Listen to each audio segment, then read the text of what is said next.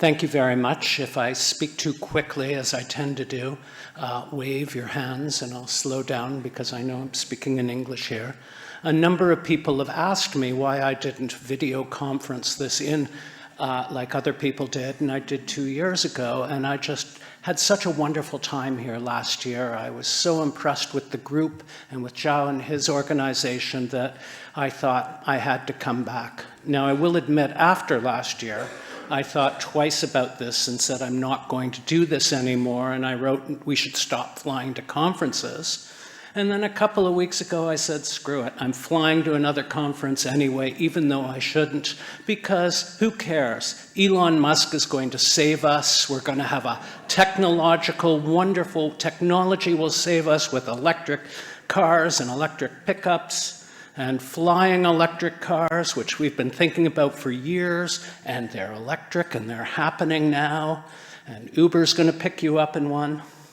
We've been promised electric trains and tunnels for decades, and Elon Musk is doing that again for us now with the Hyperloop that's being built in places.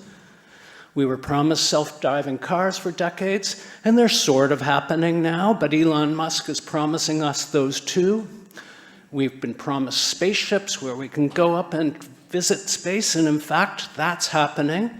And they're even building spaceships on Earth. I was in this building last week in Atlanta, which is built under the Living Building Challenge. And the Living Building Challenge says, let's use technology so that we can be completely self-sufficient. And I think it looks like the International Space Station. It's got so much, these giant wings of solar panels. I think it's indistinguishable, really. And the point is that this is the dream of so many people, that technology will save us, that this is the answer to the problems. We really don't need to worry. We don't need to change what we do. And we're going to have cities with wind turbines, and my favorite image of bicycle highways in the sky and wind turbines on everything and plants on everything. It's going to be so green and wonderful and terrific. But there's one small problem. We don't have time. That basically we all know that we've got to dramatically cut back the amount of carbon we put into the atmosphere now and fast. We don't have time to wait for electric airplanes and electric flying cars. And people around the world, especially young people, are getting together and trying to do something about this. There's a spirit and an energy that says we have to do something about the climate crisis. From Lisbon to London to North America, everywhere this is happening. And Eric Holthaus, a climate scientist, said this last week when they talk about the koalas being almost extinct. What would it require us to form? What kind of radical change in all aspects of society and our lives would we have to do? Would we accept? What will we accept? Some architects have joined this group called the Architects Declare. Architects and engineers all over the world, though I didn't see Portugal on the list, are declaring an emergency. But they're sort of hypocritical. Norman Foster's on the list, and also last week he announced his new airport being built in the Red Sea. It's very hard to design airports and say you're worried about climate change. But it's a beautiful airport, of course, it's Norman Foster. So my title isn't exactly correct, because when I say there are 4 steps, but in fact, the first step is really radical energy efficiency. And that's you, that's Passive House. I don't have to talk to it, you're already here. I'm preaching to the converted. But so I'm not going to spend much time on that first radical move. You're doing some very, very beautiful Passive House here in Portugal. I stayed in this one last time. And you've got it right, as these Passive House people in Britain pointed out, where everybody's talking about let's build net zero. They say, well, it's much easier to do real net zero when you're in a Passive House envelope. Then you just need little solar panels and little batteries to be truly net zero, compared to what they're doing, which looks more like that spaceship Living Challenge building I showed. Step 2 is where it starts getting important for Passive House people to change the way they think, and that's that we have to go through radical decarbonization. 20 years ago, when people talked about what they then called embodied energy, nobody much cared about it, because buildings were so inefficient that the operating energy overwhelmed the amount of embodied energy that was in the that it took to build the building. So who cared? What they found is that as buildings got more and more efficient, it took longer and longer and longer for the operating energy to end up being greater than the embodied energy. And the other thing that a lot of other passive house architects did is they used a lot of materials, more foam insulation. Foam insulation is a huge embodied energy content. So in fact, it actually made the situation even worse. When we've only got 11 years to prevent irreversible damage, the embodied energy really matters. Here you see what happens. It's not the best graph, but the embodied energy, the embodied carbon doesn't change, but the upfront carbon, the operational carbon goes up and up and up and up. And if you look at all the buildings being built between now and 2030, you see the operating energy is very, very small compared to the massive amount of embodied carbon from actually building them. This is the slide. I couldn't move it back. I meant to show before. This is actually a demonstration of two buildings, one built to the Ontario Building Code up at the top, and you can see it's over 50 years. By 2050, it's putting out the carbon you see at the top. And then below is a passive house quality building done with spray foam. And in fact, even though the red is so much smaller on the high efficiency building, the embodied energy in the foam is so great that it would have been better not to bother. We have to think about the 1.5 degrees we're trying to keep under before 2030. We have to think about the whole lifestyle that we have to live to reach that carbon. And that very much involves how we design our buildings and where we put them. And we have to think about, especially in the cities, what it's going to be like to live in a 1.5 degree world.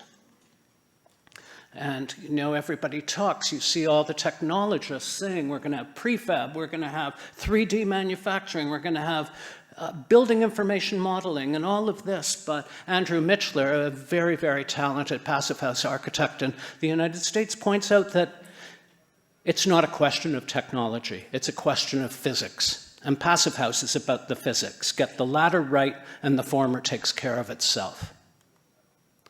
So again, this English group, the World Green Building Council, laid out what we have to do. We have to cut cement use to really be ambitious by 35%. We have to stop building as many buildings. We have to switch materials, 90% of our residential and 70% of our commercial to building materials like timber. We have to use low carbon cement, and we have to recycle every building material we can. And you have to think about how much influence architects and buildings actually have. You see all these numbers thrown out about architecture and buildings as 49% of the carbon, or others say, well, it's only around 20%. But when you look at all of the other sectors, in industry, iron and steel and cement, they're mostly going into buildings. If you look at electricity, it's mostly going into buildings. If you look at transportation, what's it all about? It's about getting between buildings. So if you add up urban design, urban form, and our buildings, it's almost 75% of the carbon. Now, embodied carbon, again, is something people haven't talked about much until recently. This you can look up online and download. It was just released last week at Greenbuild, which is a very, very interesting, very technical calculator to figure out the embodied carbon in your building. I personally think it's a terrible term and we shouldn't use it at all. And I had this debate with L. Ron Burrell, another architect who I talk about these things, because really, it's not embodied, it's not in this, it's burped out, it's vomited out before we build the building, it's up front. And so I think we should really be calling it upfront carbon emissions. And in fact, this British report, they actually read my stuff, they tell me, and they actually agreed with me and have started calling it upfront. And they studied all the different kinds of carbon that come out of the building. They see as embodied carbon the whole picture that you get in the life cycle analysis. The upfront carbon, which worries me, is the carbon that comes in making the materials, making the building itself. Then there's embodied carbon from upgrading the building, and of course end-of-life carbon. So that's all their big picture. I'm most worried about that one sector, the upfront. And that comes from the choice of materials we make. Cement is made mainly with coal, electricity goes into aluminum, coal is mainly used for the iron and steel industry. And iron and steel, we all talk about the problem with concrete. I was surprised to find it's actually bigger than concrete. And the reason is not just because when they make steel, it takes a lot of heat to melt it, but it's actually the chemistry. They actually fire the iron oxide, the hematite, into the blast furnace, and then they put coal in there, and what happens is the oxygen combines with the carbon from the coal to make CO2. It's a chemical reaction. There's nothing you can do about it. You make steel, you make CO2 at the same time. Cement, conch, is exactly the same thing. To create limestone, you put it into these rotary kilns, and the chemical reaction is taking the oxygen out of the limestone, mixing it with carbon, and getting carbon dioxide. No, I got that wrong. It's the carbon is pushed out of it and mixed with oxygen to make carbon dioxide. There's also the added problem, the huge carbon footprint of actually moving the tons and tons of aggregate that makes up 80% roughly of your concrete mixture, which is a problem all over the world now. And I personally have a local problem with all these concrete trucks because they're on a time limit, racing around the city that disproportionately kill a whole lot of cyclists. I'm a cycling advocate too. And then everyone says, well, aluminum's totally recyclable. Isn't it wonderful? And you have to look back and understand that the aluminum industry really started to make airplanes for the Second World War. And they built dams everywhere because it takes huge amounts of electricity. And they developed, then once they had the electricity, the aluminum plants, they had to figure out how to use it after the war, so they invented disposable packaging. They actually had competitions. Bring us your idea for a disposable packaging. And now they're making Ford trucks and Tesla cars out of aluminum. So the result is the demand for primary aluminum is far, far greater than the supply of recycled aluminum, hugely greater. Every time you order something as an architect out of aluminum, even if they say it's recycled aluminum, that's creating demand on the other end for primary aluminum. So you order this? No, it's not recycled. And making aluminum is hugely environmental destructive. First, you have to dig up the bauxite. Then you have to separate the alumina from the bauxite, and what's left behind is called red mud, which is toxic and which sometimes leaks and floods out cities and forests. Then you have to apply electricity to the alumina, and again, it's a chemical reaction. You think, oh, it's all clean, but the chemical reaction is force off the oxygen, combine it with the carbon, put out carbon dioxide. So beautiful, clean, hydroelectric aluminum is nothing of the kind. And I always thought, oh, it's wonderful, but it's not. And they don't particularly like it in Iceland, where they make so much of it either. So if you're thinking about upfront carbon emissions, how do you design with that in mind? Well, the first thing you do is you don't build useless buildings that nobody needs, like this tulip that had been proposed by Norman Foster for London, which fortunately was cancelled.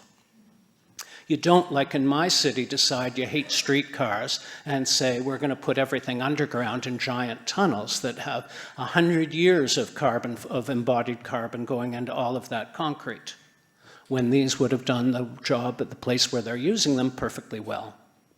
You don't tear down perfectly good buildings. This is the world's most egregious example of J.P. Morgan Chase tearing down an architecturally significant 65-story building because they want to build an 85-story building. So what we're getting new is really 20 floors on top of all of the waste of replacing this. And we have to build more and more out of materials with extremely low upfront carbon, such as building with wood. Lots of natural materials are around now, more and more all the time. Straw, blue jeans, hemp. Here's a building that is built in Britain. That's my favorite building. It's a passive house building done by Archetype, but it's got almost entirely built of natural materials. I like to joke that you could shred this up and eat it for breakfast for a high-fiber diet. And it's all natural. Even the exterior is the natural thatch material. This I showed last year, this picture. And more wood construction. This is the world's largest cross-laminated timber building in London. People are doing wood buildings everywhere now. This is one in Toronto. This is currently the largest and the tallest in the world in Norway, but they cheated. The only reason it's the tallest is that stupid frame on top. This was actually the tallest, which is in Canada. And then it's getting all fanciful with Heatherwick's new proposal for this to go on the Toronto waterfront. You know, these are idiotic ideas. Anyone who's ever had a wooden boat on the Toronto waterfront knows you don't want wood. But there they go.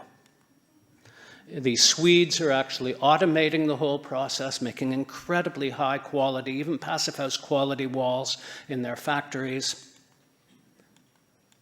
And then there's my absolute favorite green material, which I was so impressed last year, the day after this conference, went out to see how they make cork, how they every 9 years take this off the tree, how they just with steam made from their own stuff, turn it into these blocks. They even built a little house there 15 years ago that you can see here made out of cork.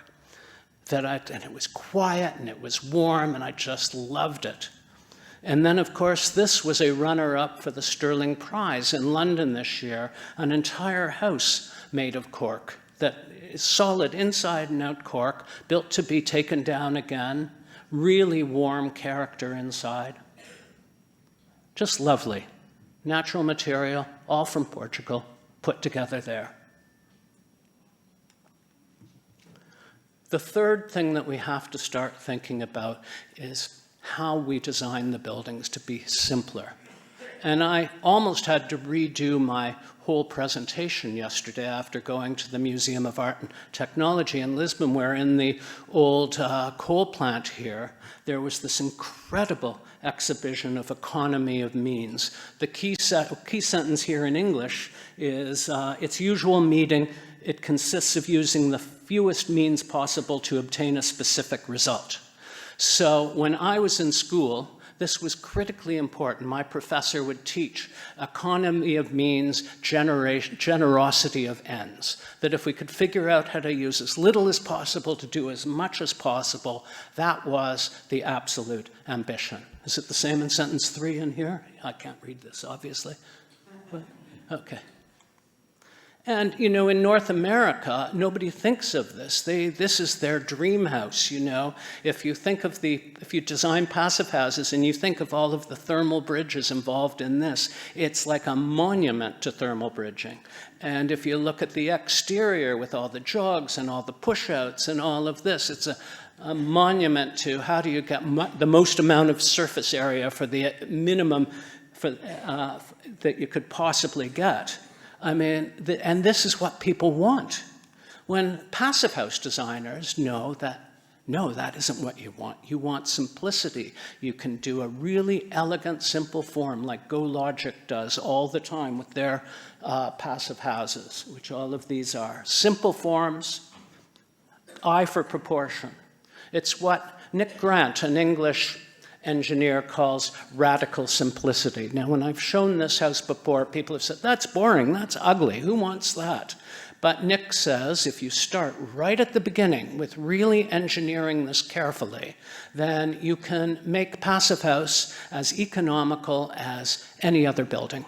It doesn't cost any more because you start at the beginning doing just what you need. Get rid of the bump outs, you've got passive house, you don't need the chimney.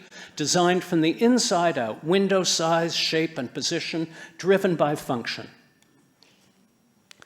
Now, who's so popular now, though? Who's the big star of architecture? Who's everywhere in every magazine? Bjarke. He's everywhere with all of his buildings going up around the world.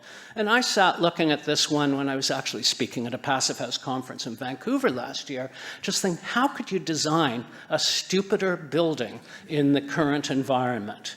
You know, every single apartment is a jog, every single floor, every single roof. How do you maximize the surface area? And this is sold as energy efficient because, in fact, they had to do it. These all had to be vacuum panels and super high-tech things. The costs of doing this, and may I say, the upfront carbon emissions of doing this are insanely huge. And everything he does is like that. If you come to Porto to hear me speak tomorrow, I'm going to be going on about Bjark endlessly.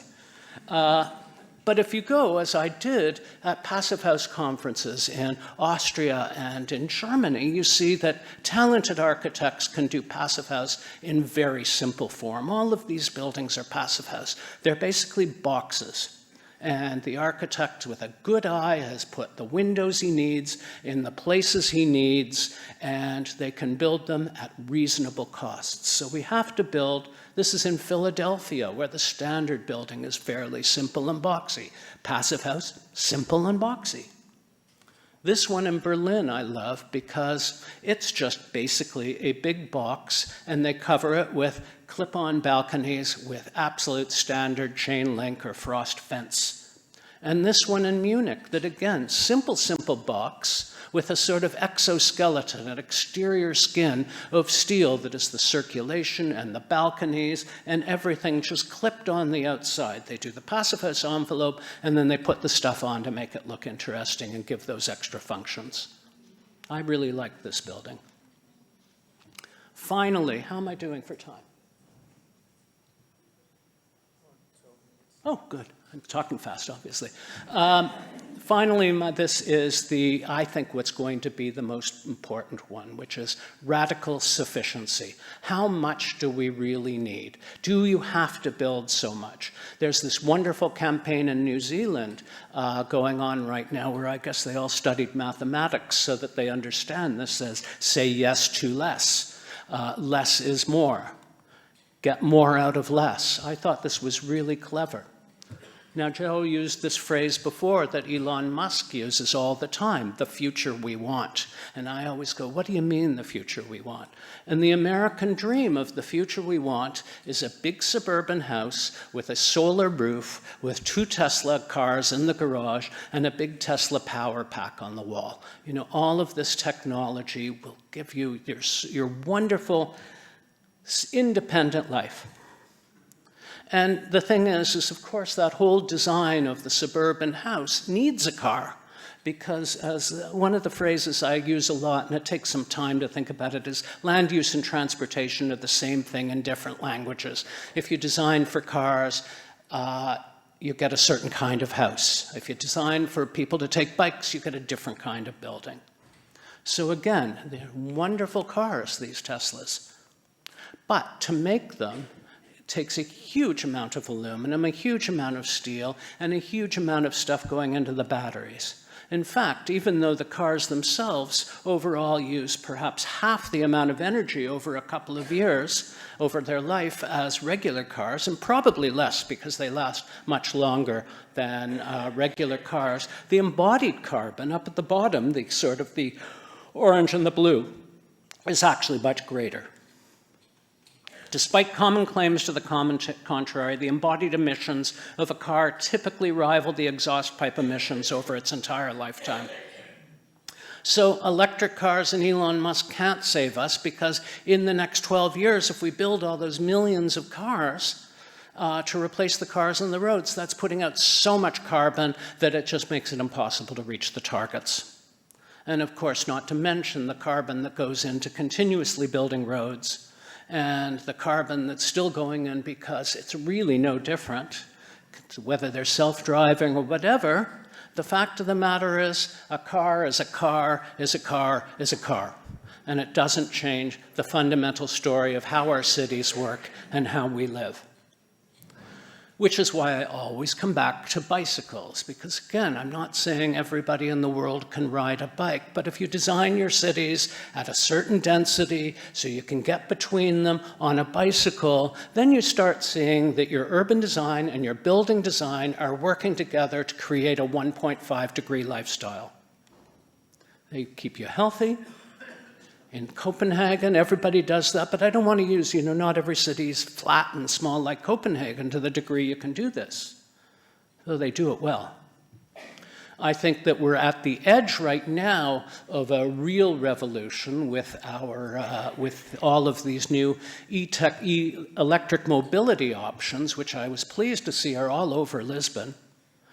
This is how I get around. I bought this e-bike 6 months ago, and I have driven my car once since in the city because it just takes me anywhere. I'm one of those aging boomers who say, oh, they can't bicycle 20 kilometers. Well, I can go 20 kilometers on this without getting sweaty at all. And I did it all summer, and I'll do it all winter.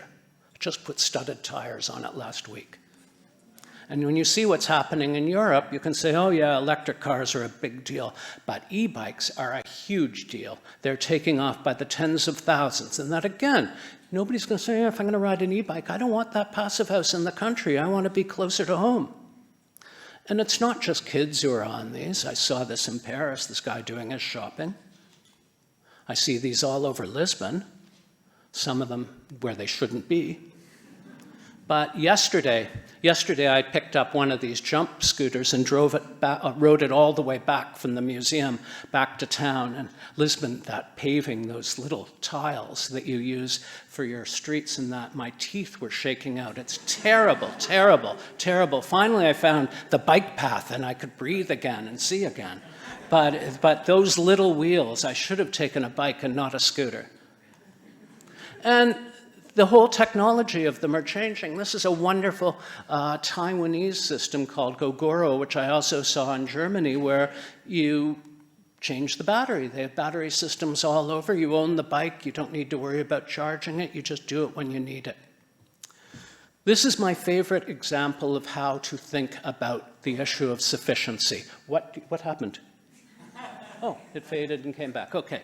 In North America, I understand it's not the case in Lisbon, but in North America, 95% of the population has an electric clothes dryer, which is like a drum that heats and they pump air in and out the back. And they are a disaster for passive house designers because you can imagine you're heating this up and you're just pumping out all this air. And they go through hoops of putting it outside the passive house envelope and doing crazy things.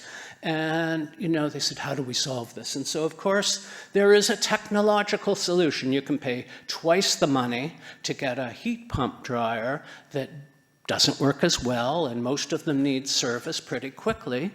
But the sufficiency answer, you've got it down pat. I mean, and you say to people in North America, I'm going to use a clothesline, they think, are you nuts? I said, well, it really works. You can look all over the city. And it works. So this is, to me, the definition of sufficiency. Do we look for a high-tech solution to solve our problem, or do we look for the low-tech solution that we've been using forever? So I'm not alone in this. Monty Paulson, a passive house consultant in Vancouver, ends his slideshows with passive house is not enough, that there's all the traditional issues we have to worry about, money. There's the urban constraints of how are people getting around. We should be doing walkable and mixed use. The adaptation constraints, which Jessica talked about this morning, about how do we design for overheating and also flooding and wildfires. And the mitigation constraints. We've got to less embodied greenhouse gases, and we've got to go to zero emissions. A British group in that World Green Building Council, I think this chart is absolutely wonderful in how to think about buildings. First, build nothing. If you don't have to, don't do it. Second, build less. Maximize what you've got. Third, build clever. To me, that means build passive house. Creative material usage, low carbon materials, and build efficiently is the real passive house one. Minimize the energy. And then what you've got is what you've ended up with is the smallest, cleverest, most efficient building that you can have.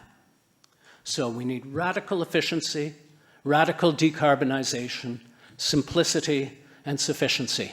Thank you very much.